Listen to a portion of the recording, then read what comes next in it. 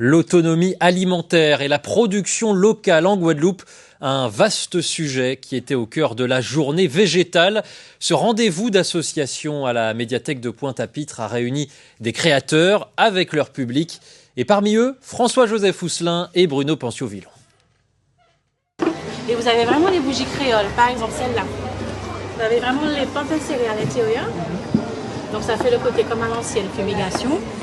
Preuve, s'il en fallait, de l'intérêt suscité par cette journée végétale. Vendeurs et clients potentiels s'y sont donné rendez-vous. Mais bien plus qu'un échange marché, il s'agissait surtout de multiples conversations sur les savoirs traditionnels et sur les potentiels du patrimoine alimentaire guadeloupéen. Cette journée végétale qu'on a fixée le 17 avril, le jour des luttes paysannes, a pour but de valoriser nos agrotransformateurs, nos agriculteurs, ceux qui travaillent la terre et qui nous font vivre au quotidien. On veut montrer qu'en Guadeloupe, pas la peine d'acheter forcément ce qui vient d'ailleurs. On peut se nourrir de ce que notre terre nous donne. Sydney Henry Saint-Silly fait partie de ces jeunes militants pour l'autonomie alimentaire, toujours prêt à faire savoir son savoir-faire.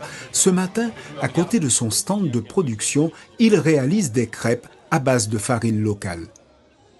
L'idée, c'est vraiment de mettre en avant les productions locales et donc notamment les farines. Donc on a par exemple la farine de fruits à pain, la farine de banane, la farine de manioc, la farine de patate douce. Donc ce sont des farines locales que souvent on ne sait pas comment utiliser.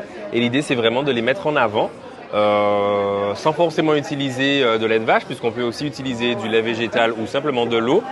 Et on adapte la recette. Par exemple, on peut ajouter de la farine de dictame, donc de la fécule de dictame, de manière à ajouter vraiment un côté liant pour que la pâte, lorsqu'elle cuit, puisse vraiment garder sa texture. Un exemple parmi tant d'autres qui aura fait de cette journée végétale la preuve concrète que atteindre l'autonomie alimentaire relève non seulement du possible, mais surtout que c'est déjà une réalité pour beaucoup.